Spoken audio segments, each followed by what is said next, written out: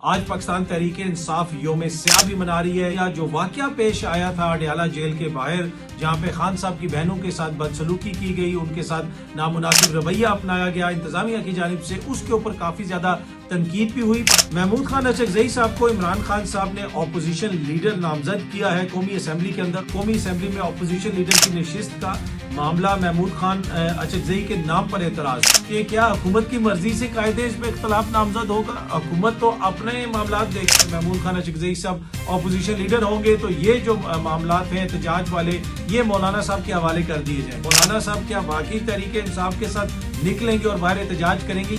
अस्सलाम वालेकुम, उम्मीद है कि आप सब लोग खैरियत से होंगे। आज के इस व्लॉग के अंदर कुछ खबरें पाकिस्तान से और कुछ खबरें बैरून मुल्क से हैं जो आपके साथ शेयर करनी है। आज पाकिस्तान तहरीक इंसाफ योम स्याह भी मना रही है। ये सामने आप तस्वीर देख सकते हैं। गुज़िश्ता रोज सोहेल आफरीदी साहब मिलने गए अलीमा खान साहिबा से और उनसे इज़हार यकजहती किया। जो वाकया पेश आया था अडयाला जेल के बाहर, जहां पे खान साहब की बहनों के साथ बदसलूकी की गई, उनके साथ नामुनासिब रवैया अपनाया गया इंतजामिया की जानिब से, उसके ऊपर काफी ज्यादा तनकीद भी हुई। पाकिस्तान तहरीक इंसाफ ने भी तनकीद की और उसके साथ साथ तहरीक तहफ़्फ़ुज़ आईन पाकिस्तान के प्लेटफॉर्म से भी काफी ज्यादा तनकीद सुनने को मिली। महमूद खान अचकजई साहब ने योम स्याह मनाने का ऐलान भी किया और आज योम स्याह मनाया जा रहा है। आज जुम्मे के बाद मुल्क भर में योम स्याह मनाया जाएगा। महमूद खान अचकजई साहब ने एक वीडियो पैगाम भी जारी किया जिसमें उन्होंने कहा कि आप मुल्क में जिधर भी हैं, जुम्मे की नमाज के बाद आप अपना एहतजाज रिकॉर्ड करवाएं, चाहे आप गिलगित बल्तिस्तान में हैं, कश्मीर में हैं, बलूचिस्तान में हैं, खैबर पख्तूनख्वा में।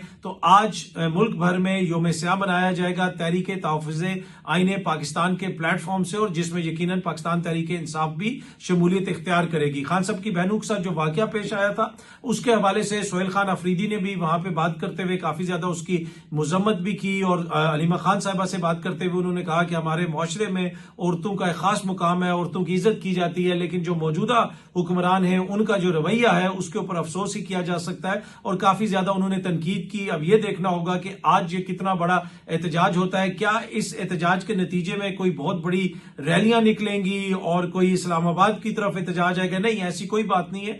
आज का जो योम स्याह है ये लोगों के जो मुकामी एरियाज हैं वहां तक महदूद होगा। अपने मुकामी एरिया के अंदर लोग एहतजाज करेंगे, शायद कोई नारे वगैरह लगाएं, शायद कोई आपको बैनर्स वगैरह नजर आए, कोई पोस्टर्स नजर आए, लेकिन जुम्मे की नमाज के बाद वो वाकया जो खान साहब की बहनों के साथ पेश आया, उनके साथ जो पंजाब की इंतजामिया ने किया, उसके खिलाफ ये योम स्याह आज मनाया जा रहा है। महमूद खान अचकजई साहब को इमरान खान साहब ने ऑपोजिशन लीडर नामजद किया है कौमी असम्बली के अंदर। ऑल दो के काफी टाइम गुजर गया लेकिन अभी तक हुकूमत की जानिब से, यानी जो हुकूमती जमात है उनके ही स्पीकर हैं याज सादिक साहब, उनकी जानिब से नोटिफिकेशन जारी नहीं किया गया। और मैं खबर देख रहा था, गुज़िश्ता रोज ही ये खबर रिपोर्ट हुई कि कौमी असम्बली में ऑपोजिशन लीडर की नशिस्त का मामला महमूद खान अचकजई के नाम पर एतराज। तो ये एतराज किसने किया? अगर आप खबर की तफसील पढ़ें तो हुकूमत ने कौमी असम्बली में कायदे इस इख्तलाफ के लिए पाकिस्तान तहरीक इंसाफ की जानिब से तजवीज करदा महमूद खान अचकजई के नाम पर एतराज करते हुए चीफ विप आमिर डोगर को खत लिख दिया। अब मसला ये है कि क्या हुकूमत की मर्जी से कायदे इस इख्तलाफ नामजद होगा? हुकूमत तो अपने मामला देखे, कोई अगर वजीर लगाना है, कोई मशीर लगाना है, वो हुकूमत का इख्तियार है। ऑपोजिशन लीडर तो ऑपोजिशन चुनेगी, लेकिन हुकूमत उस पर एतराज कर रही है और अभी तक स्पीकर साहब जो है वो नोटिफिकेशन नहीं निकाल रहे।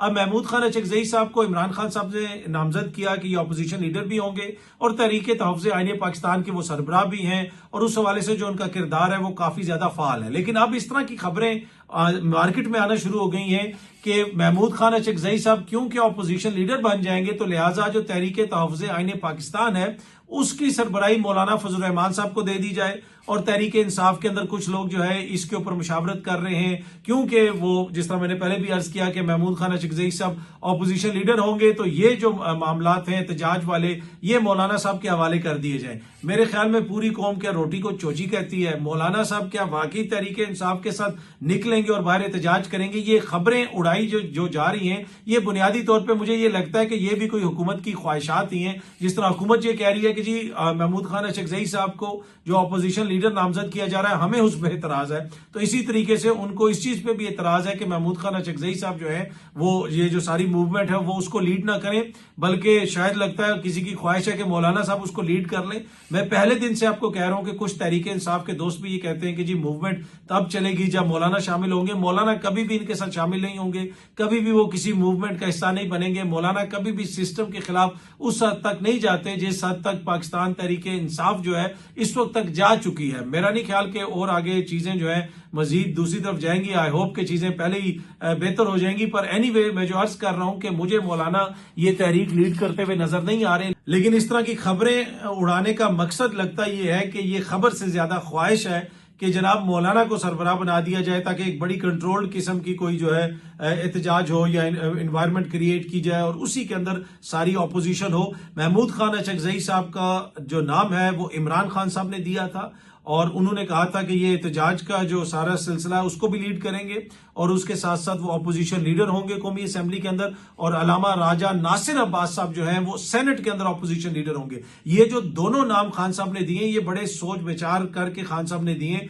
और फिर आपने देखा कि इन दोनों शख्सियात का जो किरदार है उस दिन खान साहब की बहनों के साथ जो सलूक हुआ उसके बाद वहां पे अलामा राजा नासिर अब्बास साहब ने जो गुफ्तगू की वो पूरी कौम ने सुनी और महमूद खान अचकजई साहब ने जो गुफ्तगू की बाद में वो भी पूरी कौम ने सुनी। और इसी तरीके से असेंबली के अंदर भी ये बड़ा अपना मुतहरिक किरदार अदा करते हैं। अलामा राजा नासिर अब्बास साहब ने जो गुफ्तगू की सेनेट के अंदर वो भी सबके सामने है। तो ये दो नाम हतमी हैं। जो अपोजिशन की मूवमेंट चलेगी उसका जो जिसे आप कह सकते हैं उसकी जो क्यादत है वो भी इन्हीं शख्सियात के पास है और ऐवान के अंदर जो अपोजिशन लीडर्स हैं वो भी इन्हीं दोनों शख्सियात को नामजद किया गया है। इमरान खान साहब की जानिब से एक शख्सियत को सेनेट के लिए और एक शख्सियत को कौमी असेंबली के लिए। और बाकी ये जो इस किस्म की खबरें आ रही हैं कि जनाब उनको हटा दिया जाएगा और मौलाना फजल रहमान साहब के नाम पे गौर हो रहा है, ये मेरे ख्याल में खबर से ज्यादा ख्वाहिश है।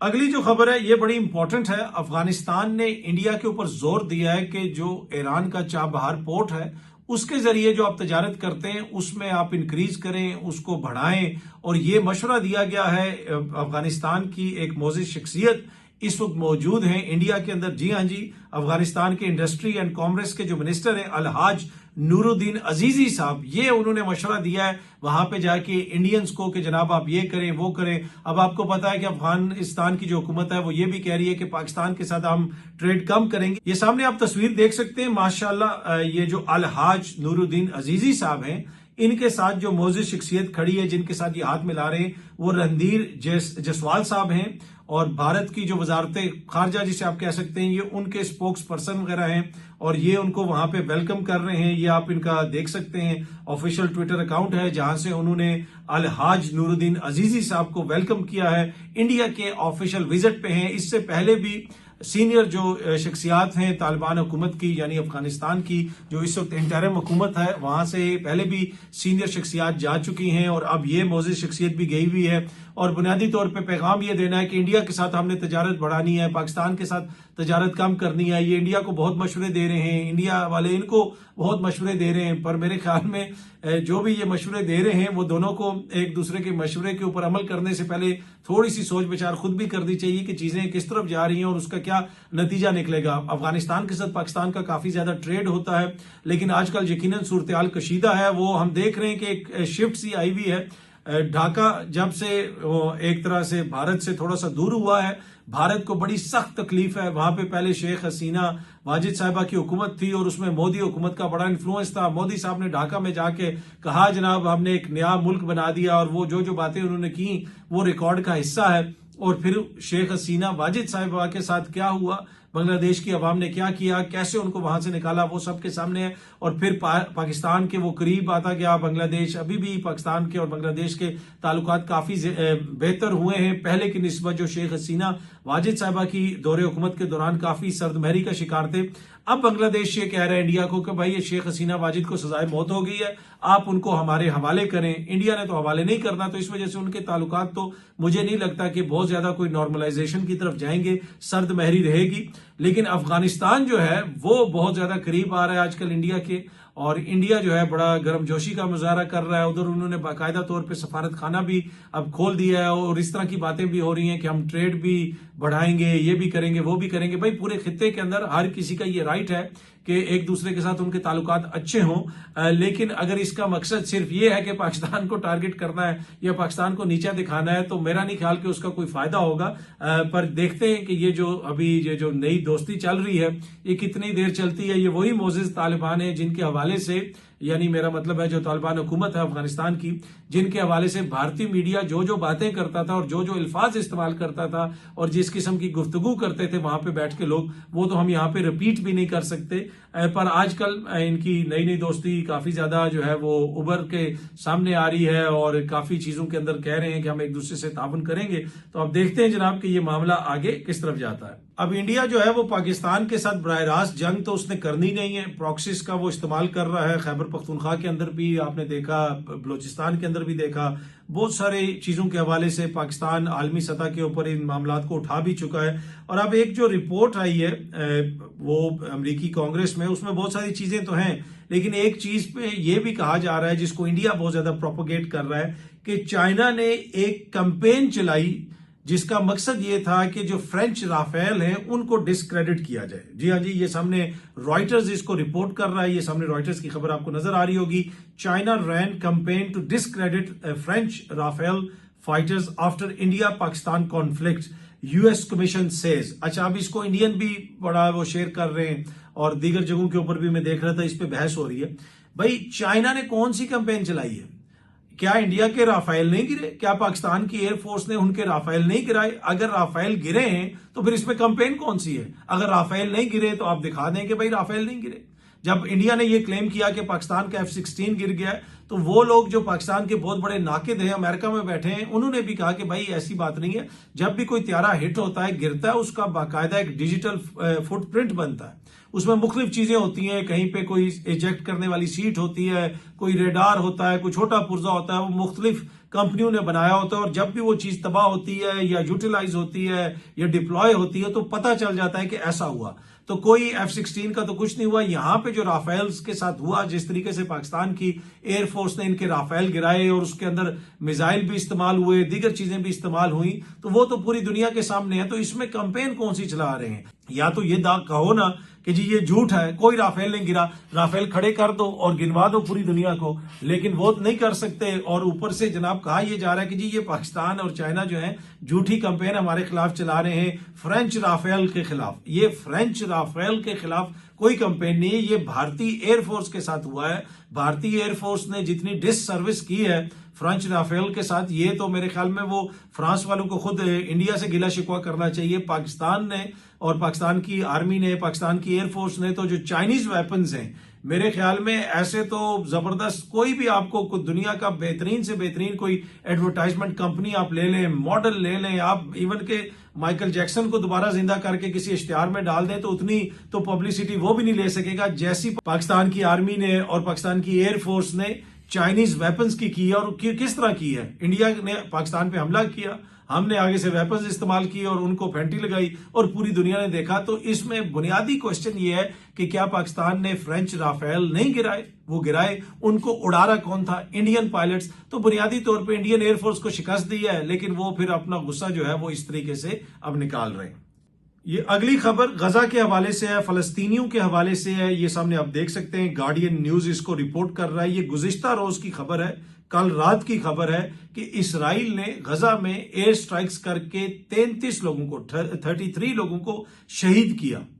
33 लोगों को शहीद कर दिया, 33 लोग वहां पे शहीद कर दिए। लेकिन यहां पे बताया यह जाता है कि जी वहां पे कोई पीस डील हो गई और डोनाल्ड ट्रंप को जो है नोबल अमन इनाम दे दो, ये कर दो, वो कर दो। लेकिन इसराइली जारियत अभी भी वहां पे जारी है, वहां पे एयर स्ट्राइक्स भी हो रही हैं, सारी कार्रवाइयां वहां पे की जा रही हैं और बहुत बड़ा हिस्सा इस वक्त भी गजा का जो है वो इसराइली फौज के कब्जे में है। और वहां पे फलस्तीनियों की जो हालत है उसका अंदाजा आप इस खबर से लगा सकते हैं कि सीज फायर हो चुका है। गार्डियन भी यही रिपोर्ट कर रहा है कि पोस्ट सीज फायर अटैक्स, कि यानी सीज फायर हो चुका है, जंग बंदी हो चुकी है, लेकिन कोई इसराइल को पूछने वाला नहीं है। अब वहां पे सदर ट्रंप साहब एक फोर्स भेजना चाहते हैं। वो जो फोर्स है उसके हवाले से कहा जा रहा है कि वो वहां पे अमन भी कायम करेगी और जो ग्रुप्स हैं, आर्म्ड ग्रुप्स हैं, उनको वो वहां पे एक तरह से उनसे वेपन्स लेगी या उनको गैर मुसल्लह करेगी, क्या उसके नतीजे में वहां पे कोई कॉन्फ्लिक्ट हो सकता है। तो ये एक बड़ी इंपॉर्टेंट चीज है और इसी हवाले से कामरान मुर्तजा साहब ने गुज़िश्ता रोज सेनेट के अंदर एक पेपर डे बिफोर येस्टरडे यानी एक दिन पहले वेंसडे वाले दिन जो है कामरान मुर्तजा साहब ने एक पेपर जमा करवाया था, एक दरखास्त जमा करवाई थी या पॉइंट ऑफ ऑर्डर आप कह लें सेनेट के अंदर, और कहा था कि जनाब इसके ऊपर बहस करवाई जाए कि जो पाकिस्तान ने अक़वाम मुत्तहिदा की करारदाद के हक में वोट दिया, वो करारदाद जो अमेरिका ने स्पॉन्सर की थी जिसमें वहां पे फोर्स भेजने का जिक्र है और सारे ममालिक ने तकरीबन उसके हक में वोट डाला। 2 ममालिक ने एब्सटेन किया जिसमें गालिबन चाइना और रशिया शामिल है। तो कामरान मुर्तजा साहब ने ये कहा कि इसके ऊपर बहस होनी चाहिए कि जी हमने इस करारदाद के हक में क्यों वोट डाला, फिर वहां पे क्या कोई हम अपनी भेजेंगे, कोई फोर्स पाकिस्तान की तरफ से भी भेजी जाएगी। तो ये सारी चीजें इस वक्त जेर बहस हैं, लेकिन इंपॉर्टेंट क्वेश्चन ये है कि सीज फायर के बावजूद अभी भी गजा में जो इसराइल के जानिब से जुल्म और बर्बरियत का सिलसिला शुरू किया गया था वो थमा नहीं है, वो जारी है। बहुत जल्दी आप सब दोस्तों से दोबारा मुलाकात होगी। Thank you very much.